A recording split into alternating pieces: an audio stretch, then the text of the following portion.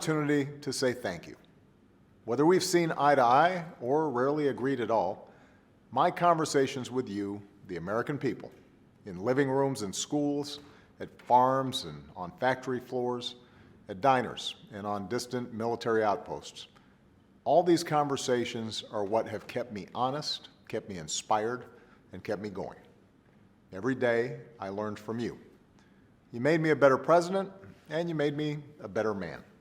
Over the course of these 8 years, I've seen the goodness, the resilience, and the hope of the American people.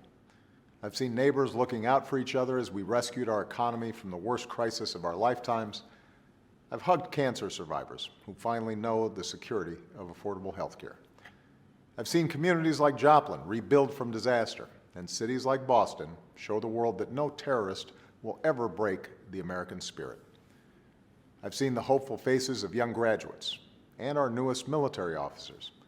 I've mourned with grieving families searching for answers, and I found grace in a Charleston church. I've seen our scientists help a paralyzed man regain his sense of touch, and our wounded warriors walk again. I've seen our doctors and volunteers rebuild after earthquakes and stop pandemics in their tracks. I've learned from students who are building robots and curing diseases, and who will change the world in ways we can't even imagine. I've seen the youngest of children remind us of our obligations to care for our refugees, to work in peace, and above all, to look out for each other. That's what's possible when we come together in the slow, hard, sometimes frustrating, but always vital work of self-government. But we can't take our democracy for granted. All of us, regardless of party, should throw ourselves into the work of citizenship. Not just when there's an election, not just when our own narrow interest is at stake, but over the full span of a lifetime. If you're tired of arguing with strangers on the internet, try to talk with one in real life. If something needs fixing, lace up your shoes and do some organizing. If you're disappointed by your elected officials, then grab a clipboard, get some signatures, and run for office yourself.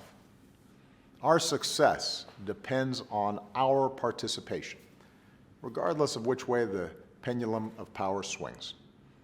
It falls on each of us to be guardians of our democracy, to embrace the joyous task we've been given to continually try to improve this great nation of ours.